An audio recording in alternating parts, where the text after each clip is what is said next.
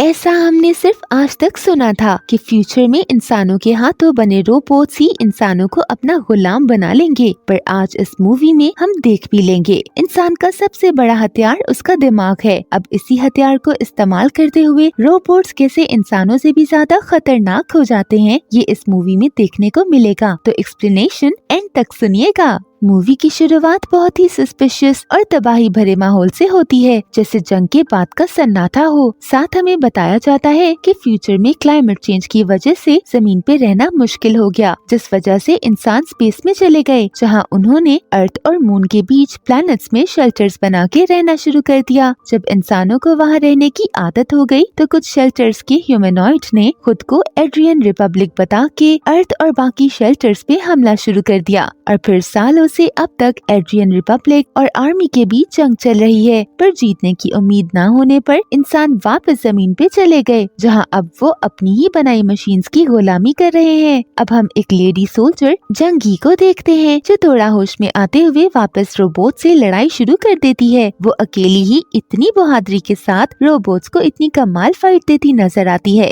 उसका और उसकी टीम का मिशन फ्यूल रॉड तक पहुंचना था, पर अब जबकि वो अकेली बची है, तो खुद ही हिम्मत करती रास्ते में आने वाले हर रोबोट को टाइट मुकाबला देती आगे बढ़ जाती है। फिर उसे पता चलता है कि एड्रियन का नया रोबोट जिम्बो भी वहाँ मौजूद है, जिसकी बैटरी उसके पीछे है, और वहीं हमला करने पर उसे मारा जा सकता है। अब क्या था, जंगी उसे बचते हुए किसी तरह प्लान करने लगती है कि कैसे उसके पीछे जाके उसका काम तमाम करे, और जैसे ही उसे ये अच्छा मौका मिलता है, वो एक की चेन देख के डिस्ट्रैक्ट हुई रुक जाती है, और इस बात का फायदा उठा के रोबोट्स उसका काम तमाम कर देते हैं। तभी एकदम सब वहीं रुक जाता है, और हमें पता चलता है कि ये एक AI रोबोट बनाने वाली कंपनी का प्रोजेक्ट था, जो अपने नए रोबोट की टेस्टिंग कर रहे थे। पर हमेशा की तरह इनकी रोबोट नाकामयाब रही, जिस पर इनकी हेड साइंटिस्ट सीओ यून इसे भी तोड़ने के ऑर्डर्स देते हुए अपनी एक जरूरी मीटिंग के लिए निकल जाती है, और हम उस AI रोबोट का टूटने के बाद का हाल देख पाते हैं। मीटिंग असल में साइंटिस्ट और आर्मी के बीच थी, जहां हमें पता चलता है कि जंगी नामी सोल्जर ने एड्रियन से इंसानों की जान छुड़वाने के लिए अपनी टीम के साथ बहादुरी से मुकाबला किया, पर आखिर में वो जीत की शक्ल देखने से पहले जख्मी होने की वजह से कोमा में चली गई। तब इस AI रोबोट कंपनी ने जंग के परिवार की रजामंदी लेते हुए उन्हें न सिर्फ अच्छी ट्रीटमेंट दी, बल्कि उनके ब्रेन की सारी मेमोरीज को डेटा में बदलते हुए उसके साथ अब एक ऐसा AI सोल्जर बनाने की कोशिश में है जो सबको पीछे छोड़ देगा। यहाँ हमें ये भी पता चलता है कि हेड साइंटिस्ट सीओ यून असल में जंग की बेटी है, जो इन्हें अपनी सारी रिसर्च का बताती है। तो आर्मी के लोग ज्यादा खुश नजर नहीं आते, क्योंकि उनके हिसाब से अगर जंग इतनी काबिल होती तो ये जंग 40 साल पहले ही खत्म हो जाती, इसलिए उन्हें एक और नाकामयाब सोल्जर की जरूरत नहीं है। पर सीओ यून बहुत यकीन के साथ कहती है कि वो जंग के उस हादसे में नाकामयाब होने की वजह जान के ही रहेगी, जिसके बाद वो उस डेटा को डिलीट करके इस AI को अमर कर देगी। सीओ यून की इतनी अच्छी स्पीच के बाद उसका बॉस कैंग उससे बहुत खुश नजर आता है।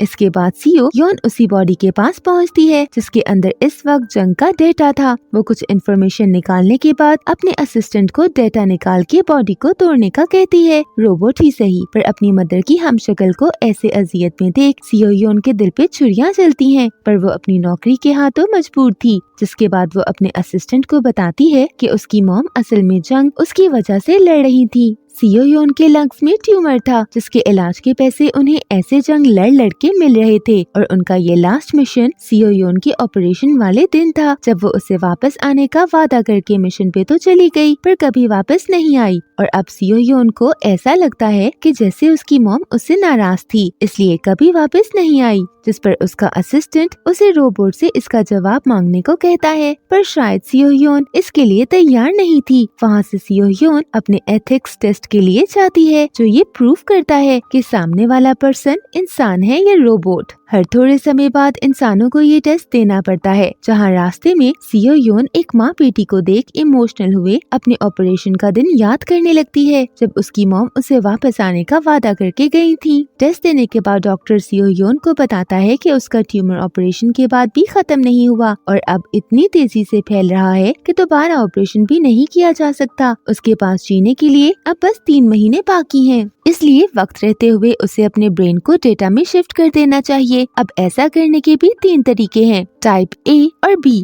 बहुत महंगे हैं जो वो अफोर्ड नहीं कर सकती। पर टाइप सी जो उसकी माँ ने भी चुना था, उसके हिसाब से इंसान के ब्रेन को रोबोट्स जैसे इस्तेमाल कर सकते हैं और इसके बदले वो इन्हें उल्टा पैसे भी देंगे, जिससे इनकी फैमिली को इनके बाद फाइनेंशियल सपोर्ट मिलेगी। पर फिर इनका खुद के ब्रेन पे कोई हक नहीं होगा और खरीदने वाला जैसे चाहे जितने मर्जी क्लोन्स बना के इस्तेमाल कर सकता है और उसे ह्यूमन राइट्स भी नहीं मिलेंगे। सियो यून सोचने का बोल के वहाँ से निकल जाती है तो पीछे से हम देखते हैं कि ये डॉक्टर भी असल में एक रोबोट ही था। बाद में हमें फ्लैशबैक से दिखाया जाता है कि कैसे मुश्किल हालात में सियो यून की नानी को जंग के जख्मी होने के बाद उसकी खातिर जंग के ब्रेन को इस AI कंपनी को बेच दिया। इसी वजह से आज सियो यून इतनी कामयाब होकर अच्छी साइंटिस्ट बनी है। प्रेजेंट में सियो यून दूर खड़ी अपनी मॉम की ह्यूमन बॉडी को देखती नजर आती है, जो अपने ब्रेन के बगैर मशीनरी की मदद से जिंदा तो है पर ये किसी मौत से कम भी नहीं। अब ये लोग एक और क्लोन बना के उसने जंग का डेटा शिफ्ट करते हुए एक्सपेरिमेंट शुरू करते हैं। पर कैंग वहाँ आके इस बार थोड़ा चेंज लेते हुए जंग के पाँव पे गोली मारने का कहता है, जो सुन हियो सियोन को दुख तो बहुत होता है पर हमेशा की तरह वो गुलाम होने की वजह से कुछ नहीं बोल पाती और अपनी माँ को बस सामने दर्द में देखती रहती है। लेकिन इस एक्सपेरिमेंट में जंग की मेमोरीज का एक ऐसा एरिया अनलॉक होता है जो आज से पहले कभी नहीं हुआ था। पर इससे पहले ये लोग उसके बारे में मजीद जान पाते जंग फिर हार जाती है और कैंग उस एरिया को येलो एरिया बना देता है। इस खुशखबरी के साथ ये लोग कंपनी के चेयरमैन के पास पहुँचते हैं, पर वहाँ जाके इन्हें पता चलता है कि कैंग को बताए बगैर चेयरमैन ने एक नया प्रोडक्ट डिपार्टमेंट खोल लिया है और उसकी हेड की पोजीशन कैंग से भी ज्यादा है। जो सुन के कैंग के गुस्से की तो कोई हद नहीं रहती, पर फिर वापस अपने डिपार्टमेंट आके अपना एक नया इन्वेंशन देखते हुए कैंग का मूड कुछ बेहतर हो जाता है। पर अभी इसे पूरा करने में कुछ समय बाकी है। तभी एक वर्कर आके कैंग को बताती है कि चेयरमैन अर्जेंट मीटिंग के लिए यहीं आ गए हैं, जिस पर कैंग ये सैंपल लिए सीओ यून के साथ उनके पास जाने के लिए निकल जाता है।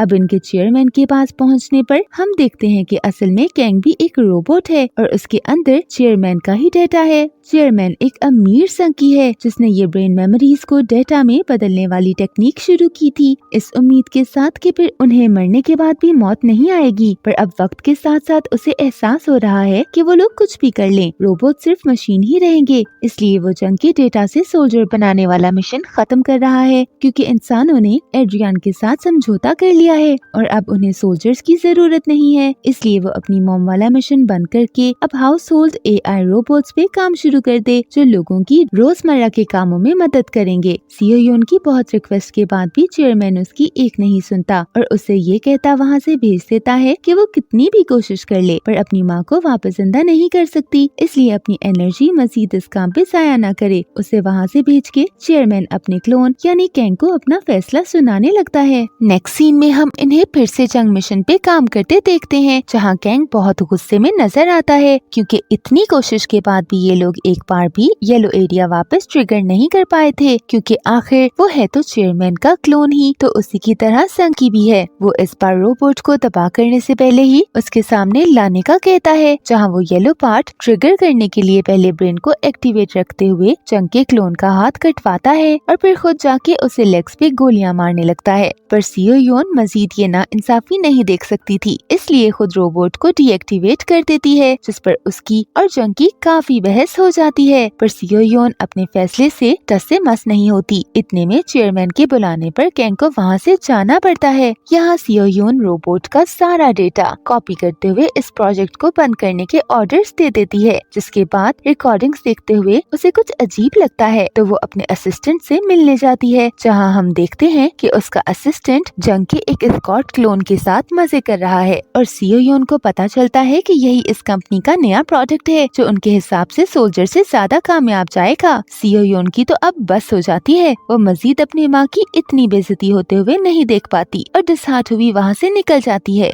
इसके बाद वो जंग के सोल्जर क्लोन के पास पहुँचती है, जहाँ हिम्मत करते हुए उससे बात करने लगती है और यहाँ उसे पता चल जाता है कि जंग उससे नाकामयाब क्यों हुई, क्योंकि उसका सारा ध्यान सीओ यून के ऑपरेशन की तरफ ही था और जंग के जाने से पहले सीओ यून ने उसे एक डॉल की चेन लकी चार्म के तौर पर दी थी, जो जंग से गुम हो गई। इसलिए गाड़ी में लगी उस की चेन से डिस्ट्रैक्ट होते हुए जंग उस दिन न सिर्फ मिशन हारी बल्कि कॉमा में भी चली गई। ये सब जान के सीओ यून बहुत रोती है, पर फिर अपना दिल हल्का करते करते हुए आगे बढ़ने का फैसला करती है, जहाँ अगले दिन कैंग दोबारा से एक नए क्लोन के साथ मिशन करवाता है। पर मिशन से पहले सियो योन, जो अब जंग की कमजोरी जान चुकी थी, उस कमजोरी को खत्म कर देती है। लेकिन मिशन वैसे ही खत्म होता है, जो देख गुस्से में कैंग रोबोट को तबाह करने के ऑर्डर्स दे देता है। पर हम देखते हैं कि सियो योन खुद भी जल्दी में वहाँ से निकल गई है, जहाँ कैंग को कुछ क्लिक करता है और रिकॉर्डिंग्स देखने पर उसे एहसास होता है कि जंग को गोली तो लगी ही नहीं, यानी वो सही सलामत है। वहीं जंग अपने साथ मौजूद साइंटिस्ट को मारते हुए वहाँ से निकल जाती है। सीन्स वापस कैंग पे आते हैं, जो इमरजेंसी अलार्म बजवा के पुलिस को कॉल करवा देता है। पर अभी पुलिस के आने में टाइम था, इसलिए अपने स्पेशल रोबोट्स उनके पीछे भेजता है, जो इतने क्लोन्स में भी जंग को ढूंढ निकालते हैं। और यहाँ शुरू होती है एक बार फिर से धमाकेदार फाइटिंग, जहाँ बहादुर जंग सबको एक कमाल का मुकाबला देती नजर आती है। पर कहीं न कहीं उन एडवांस रोबोट्स के सामने फीकी पड़ने लगती है। लेकिन अब उसकी मदद के लिए उसकी बेटी मौजूद थी, जो आखिर मोमेंट पे वहाँ पहुँचती है, अपनी मदर की जान बचाने में कामयाब हो जाती है। नेक्स्ट ही सीन में हम देखते हैं कि पुलिस वहाँ पहुँच के जंग को मारते हुए उसका किस्सा तमाम कर देती है, जिसके बाद एक रोबोट जख्मी सियो योन को वहाँ से निकाल के ले जाता है। पर उन्हें दाल में कुछ काला लगता है, तो वो लोग रिकॉर्डिंग चेक करते हैं, तो उन्हें पता चलता है कि उनके आने से पहले ही सियो योन जंग का डेटा एक और रोबोट में शिफ्ट करती हुई उसके साथ वहाँ से निकल गई थी। इससे पहले वो लोग कोई एक्शन लेते सियो योन जंग के साथ वहाँ से निकल चुकी थी, जहाँ सियो योन सुकून का सांस लेने ही लगती है कि उसने अपनी मदर को फाइनली आजाद करवा दिया। कि वो देखती है कैंग भी उसी ट्रेन में मौजूद है। कैंग जंग को इमोशनल ब्लैकमेल करने की कोशिश करता है कि वो सियो योन को जख्मी कर देगा, तो सियो योन उसे बताती है कि अब मजीद वो लोग जंग की कमजोरी का फायदा नहीं उठा सकते, क्योंकि उसने जंग की मेमोरीज से खुद को रेस कर दिया है। जिस पर गुस्सा हुआ कैंग उसे गोली मार देता है, जिसके बाद मूवी की लास्ट विलेन और हीरो की फाइट शुरू होती है। कैंग और जंग के बीच एक कमाल का मुकाबला होता है, जहां कभी कैंग तो कभी जंग एक दूसरे पे भारी पड़ते नजर आते हैं। कैंग जंग को ट्रेन से गिरा देता है, पर जंग एक कमाल की विंडो तोड़ते हुए एंट्री देती वापस आ जाती है। उसी दौरान में पुलिस की ट्रेन भी इनके पीछे आ जाती है, जहां जंग अब कैंग के साथ साथ उनसे भी मुकाबला करती है। ये लड़ाई एक लंबे अरसे तक चलती है, जिसके बाद आखिर में जंग सबको हराते हुए अच्छाई को जीत दिलाने में कामयाब हो जाती है। जख्मी सियो योन उसे फौरन वहाँ से भागने का बोलती है, इससे पहले मजीद आर्मी के लोग वहाँ आ जाएं। जंग उसे इस हाल में छोड़ के तो नहीं जाना चाहती थी, पर सियो योन का कहना था वो खुद को तो बचा लेगी, पर अगर जंग वापस इनकी गुलामी में गई तो उसे आजाद नहीं करवा पाएगी। जिस पर जंग उसे एक इमोशनल गुड बाय हग देती हुई वहाँ से निकल जाती है। और ऐसे ही जंग की आजादी पे ये मूवी एंड हो जाती है। Thanks for watching.